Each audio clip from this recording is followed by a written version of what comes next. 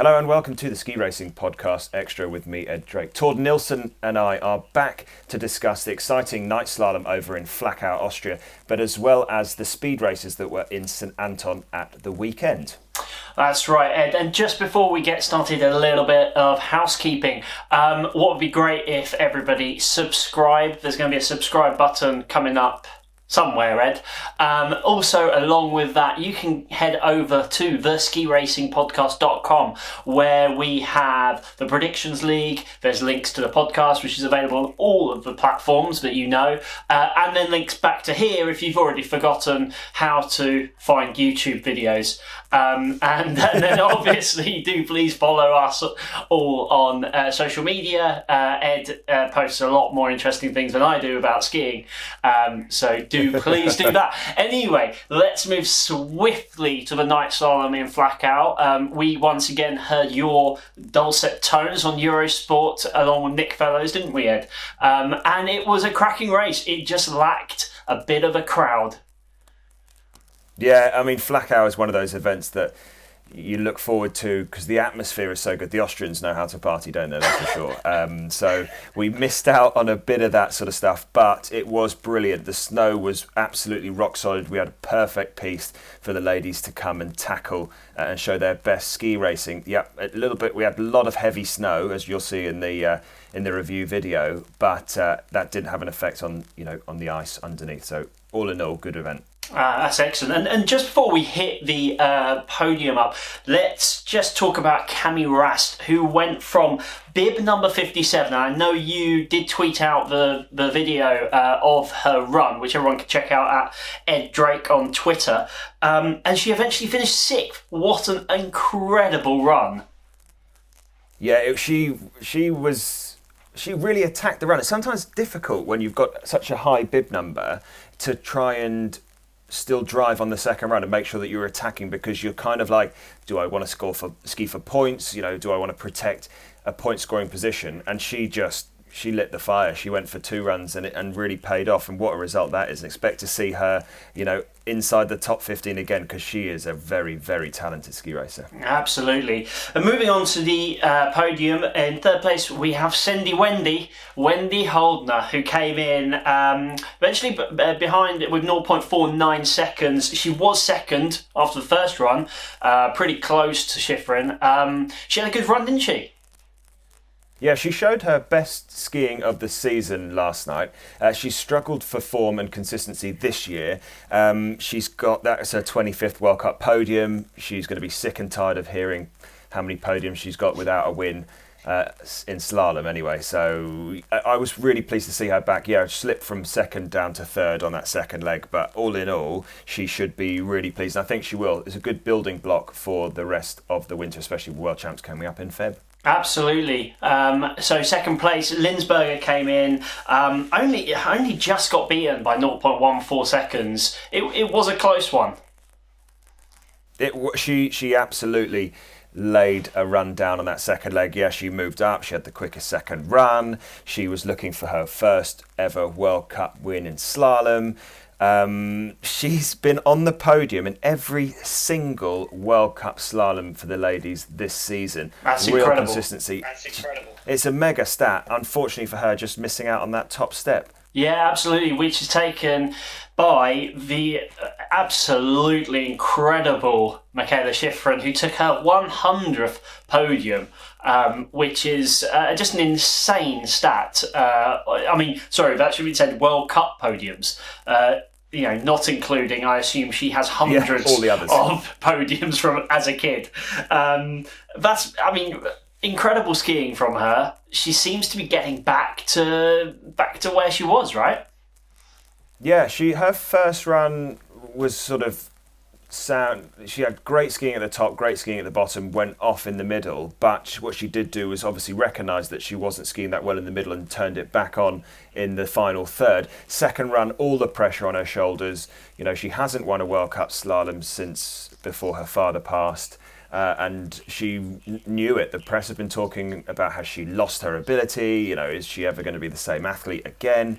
And that was a real statement. It was definitely not Shiffrin's best ever slalom skiing, but it was certainly up there with the best turns that she's done this season. And obviously, she put a winning couple of runs together and finds herself back on the top. 68th World Cup win, moves her one clear of Marcel Hirscher now in overall World Cup wins, and it was really, really awesome to see, and I was really pleased that she was back. Just before we go to the run though, Tord, yes, what I did want to say is Petra Vlhova in fourth, looking really, really tired after what has been a very hectic schedule for her, going to do speed races, and she's talked about doing all the races basically up until World Champs. I wonder whether she might rethink that, having sort of... I mean, she was fourth, not exactly a bad day at the office, but when you're Petra Vlhova, that probably is definitely seen as a missed opportunity for big points in slalom.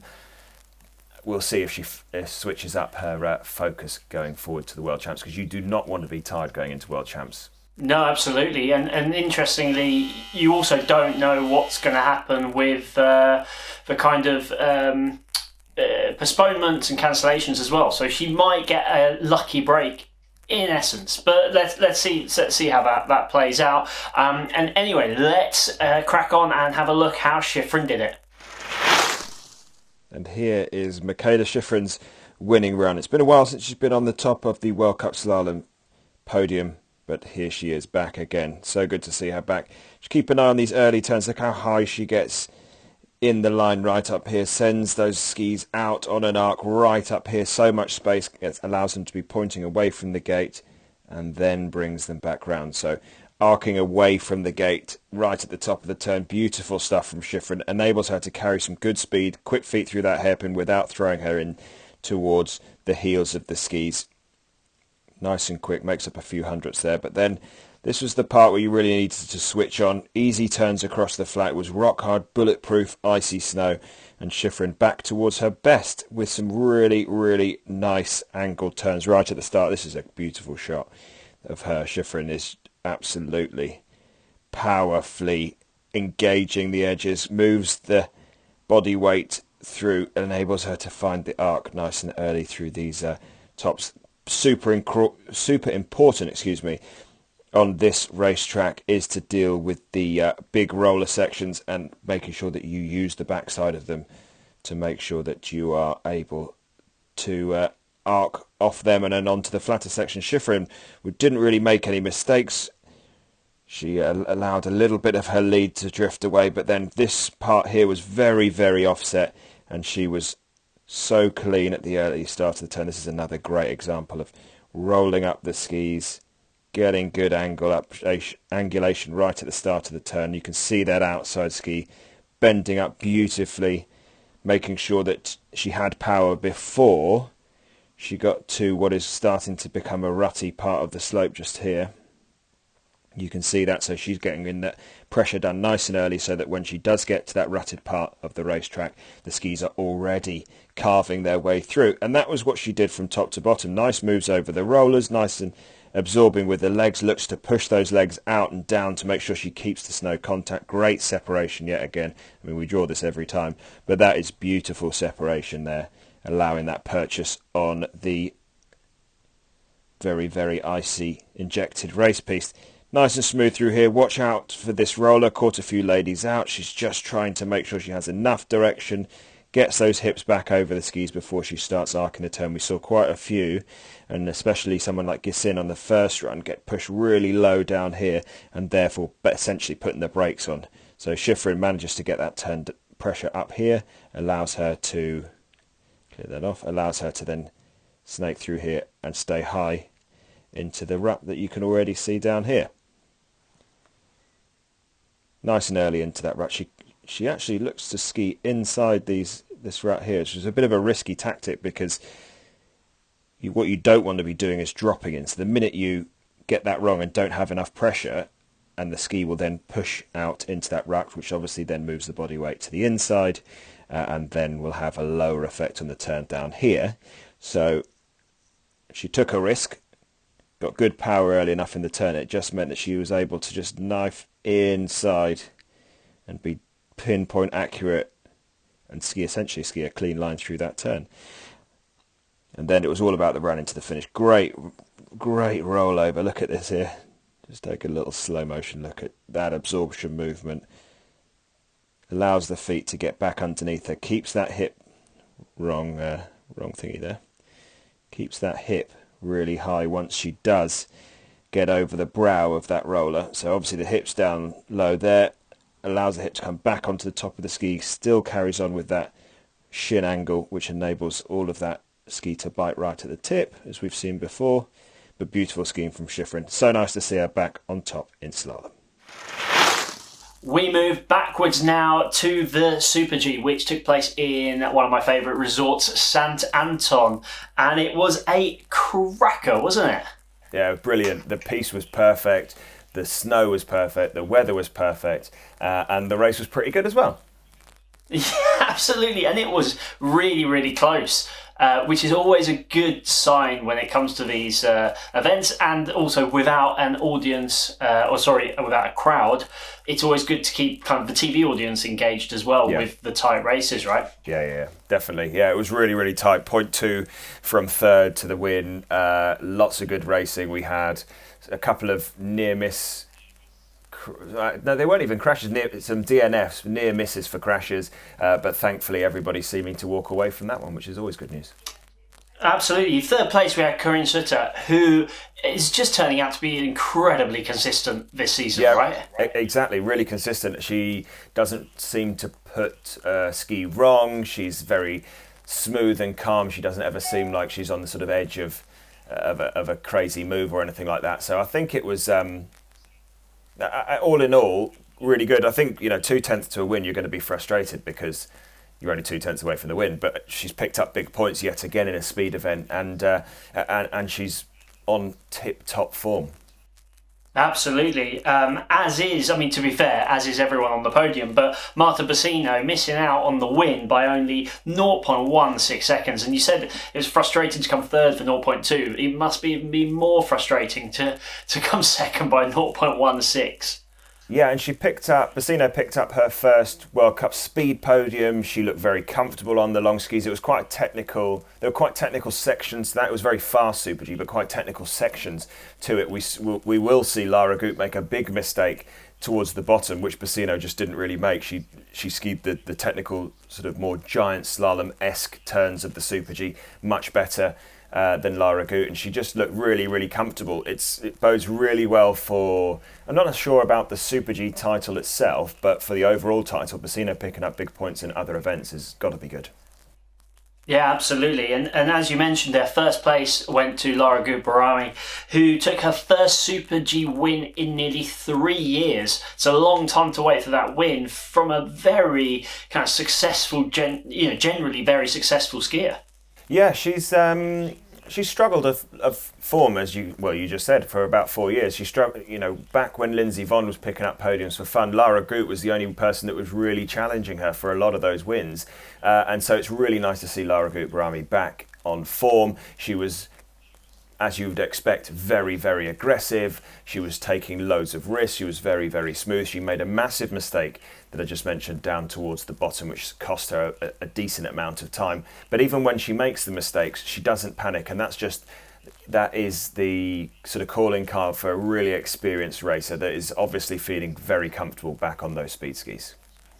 Absolutely, and it's great to have her performing that well as well, and keeping that whole kind of race open and aggressive. It's brilliant to see. So let's find out how she did it. And here is Lara Gut-Behrami. Welcome back to the World Cup Super G podium. She was super aggressive. She took loads of risks and really paid off. Just watch how dynamic she is through these opening few turns, allowing the skis to bite in underneath her, even through some of these bumpier snow conditions. It was just a joy to watch. I love seeing she's not a new name, but another name at the top of skiing, because it just makes it even more exciting. She's got a great tuck position, really low, hiding behind a very small aerodynamic position. Has an excellent tuck position. You can see it here again. Look at that. Both feet working underneath her in great unison. The chest is staying low. Lovely clean roll-ons onto those edges. small amount of just rooster tail spray coming off the backside of those skis, dealing with the dapple lighting really nicely. Good moves as she comes to set up for this tricky turn, nice and early onto that outside foot. You can see arcing her way round through the dapple lighting. She really trusted the line that she chose, nice and solid over the outside ski. Yeah, she gets pushed lower than she wanted to, but she just deals with it. She doesn't fight to try and get back to the line that she would have inspected, which would have been something along the lines of through here. Maybe not quite that high, actually. Maybe something more through here. But doesn't try and sort of sacrifice speed to get back to the line. She trusts in her ability and goes, right, back in the tuck, and I'm going to now just stand on this outside edge as you drop over onto this ice fall. You could see her inspection line was really good, nice and tight on this gate.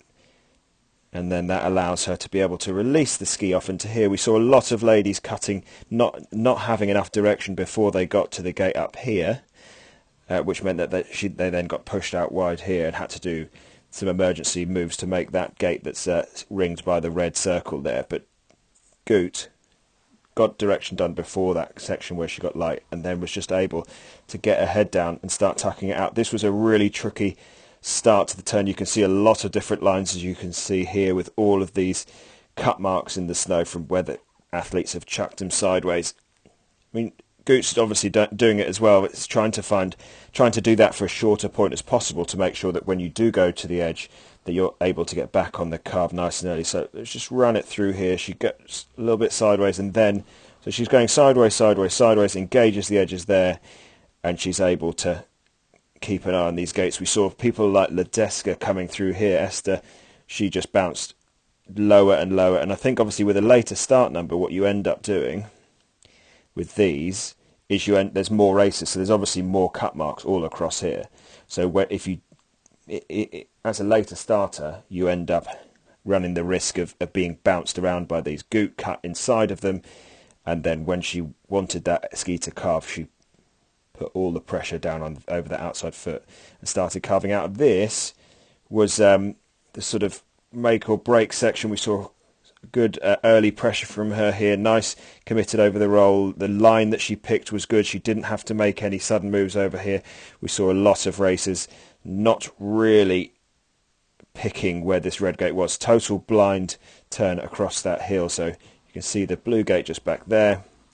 And so what they would have inspected is to try and pick out where this red gate is. So what a lot of them do in inspection is to come round there, look at the brow of the hill and try and pick up something on a peak across the valley so that you can roughly work out where that next turning gate is. And Gut nailed that to perfection. A lot of athletes then struggled and got lower and ended up having to dump speed to make it inside this gate. So her inspection was very, very good. You could see how clean she was over these turns. But this was the part where she was so close to throwing it away, just not quite getting enough direction through these turns just here. And that ended up really, really costing her. So whereas I said that she nailed her inspection from those turns just above this section, just slightly not enough direction on this left foot to allow her. She's probably, I'd say, a couple of meters. She's coming in on this line here, and what she wanted to be was able to be up here so that she could get more of the turn done before she got to this blue gate. She cuts in a very direct line. She's obviously she's realised it. She's done a little bit of a sideways move to try and get some of that. And ideally, again, she just wanted to get up here so that a bit more of the turn was done before she got there. But she went for power. Nice carve out in the end of it. A small drift into that next turn, but carries a lot of speed. And this was the part where she really hung on to this one. This would have been one of those where she's in her mind, is this a good idea to risk to make it inside here, or should I just cut my losses? And she just snuck her way in. Still managed to arc it out, a couple of big sprays of snow, but all in all, she managed to get away with that one because a lot of athletes would have had to chuck them sideways. A lot of athletes wouldn't have trusted their arcing abilities to make sure that they recovered from that mistake. And Lara Gut deservedly picks up her first win in Super G for many a year. The final race that we are going to look at was the first of the women's race. It was the downhill, also in St Anton. It was a really good race. It's always good to get the downhill going on in St Anton. And it was a really interesting podium with Breezy Johnson once again taking third and breezing onto the podium, right? I was going to say storming onto the podium, but yeah, that'll do. That works too. That was a lot better. Yeah, but Breezy Johnson's third in World Cup, so another excellent performance from her, becoming super consistent. We talked about how important that is with Corinne Suter. So for Johnson to be really finding that form and it not being a flash in the pan in terms of, one event, one race, one hill that sort of suits her, she's managing to find and adapt to what suits every hill. So really, really good from her. A second off Goggia, who eventually won, but I think Johnson is fast becoming a name to really keep an eye on in all World Cup events at the moment. Well, certainly on the speed side anyway. Absolutely, and really good for Team USA as well to have a skier that's podiuming, of course. In second, we had Austrian Tamara Tippler, who, like 0.96 behind Goggia, so the only one who kind of managed to get in any sort of touching distance. She was fastest on the first training run, and that was her first downhill podium, which is really good to see as well. Yeah, I mean, she's not somebody that you would really think of when it comes to picking winners for the women's downhill, but an Austrian picking up a podium in Austria is great news for Austrian ski racing. It's one of those where you kind of think that Austria probably had a bit more time on that racetrack in the sort of preceding days, but that's, like we talked about before, that's all part and parcel of it. Everybody does it that gets the opportunity to do it. And I was pleased to see an Austrian picking up a podium there. Yeah, home race. Good stuff from her. Yeah, totally. And in first place, we had Sofia Goggia, who kind of put we spoke about a couple of weeks ago when she was on downhill and came second, that she had a lot of mistakes. She then came back the next day, got rid of the mistakes and won. It feels again like she had very little mistakes. She was super consistent, very aggressive, and really, I kind of want to say that she ran away with the win. Oh, she absolutely ran away with the win. When you're talking about her mistakes, she made no major mistakes, you're right, because which is normally her downfall from the win, but she made recoveries, small recoveries and very quick recoveries on, I'd say, 2 out of 3 turns that she did. She's on the ragged edge. She was risking everything, and none of those small mistakes turned into major time-costing mistakes.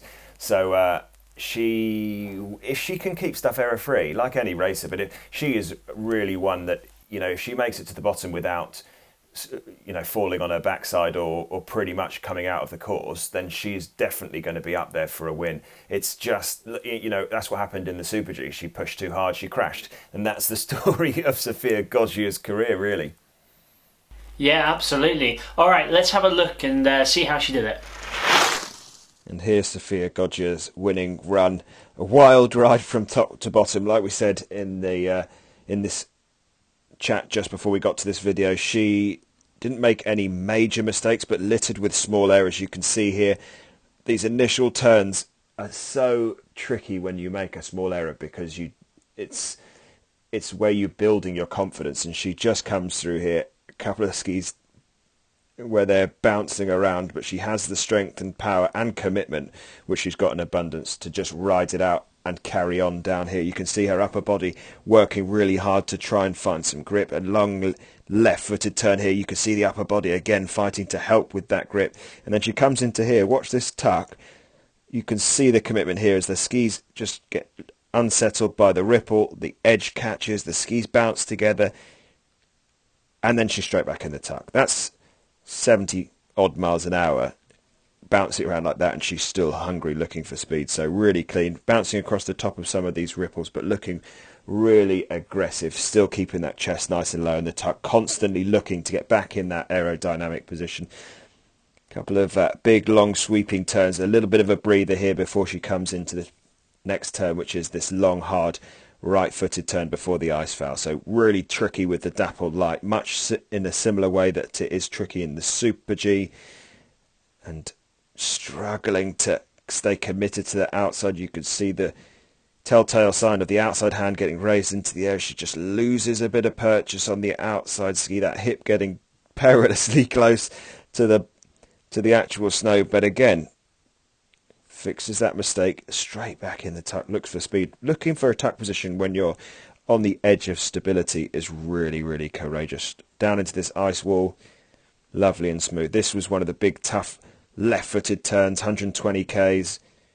You can see her just using every ounce of strength and skill to try and make sure that these ripples just don't affect the way that the ski arcs. Bit of a ugly entry in terms of clean pressure application, but what is good is when she gets across there and then the edge bites cleanly. So really nifty the way that she's gone from a sliding skiddy turn entry to finding a really nice clean arc very, very quickly. And just top to bottom, right on the edge, loose skiing. You can see again, look at the outside ski there. Really, really bouncing around. Just keep an eye on it. That right footer struggling for a clean application of pressure. Just not an awful lot of separation there. And that's something that the separation, we talk about it in every video, but that separation allows you to arc the ski cleaner because you've got a better position over it, so the ski and the edge will bite harder. But she just moves away to the inside, but it just doesn't faze her at all, which is why she, it's all or bust with Sofia Goggia, and today it certainly wasn't bust. That was an excellent run from her and another World Cup downhill victory. So that is all that we've got time for this week. Only for me to ask Ed, where are we heading off to next, mate? Well, one thing we do know where we're going. The women are definitely racing in Kranjska Gora for double GS. They were supposed to be in Maribor, but that got cancelled due to lack of snow. So they are definitely racing, I think, definitely. Most definitely, sort of definitely. The men are not sure what they're doing at the moment. They were supposed to be over in Wengen for double downhill and a slalom. A couple of days ago, that got moved to Kitzbühel because of an outbreak of the more contagious coronavirus in Wengen. So that got moved over to Kitzbühel for a double slalom, and they'd added the speed events from there over to the Kitzbühel races the following weekend for speed. But as we're talking now, there is news going around that Kitzbühel have been cancelled for the slalom events due to, again, COVID outbreaks. They're still hopeful that the actual main event for Kitzbühel will be running in a couple of weeks' time. But right now they're in talks with the men to be able to race the double slalom in Flachau. So right now it's as clear as mud where we're going next for the men. So keep your eyes peeled on the social media channels, the Ski Racing Podcast on Twitter, the Ski Racing Podcast on Instagram, as well as all over social media. We'll be hitting angles once we know what's happening. So it's as clear as that, Tord. Nice one. Thanks everybody for watching. Until next time. Goodbye for now.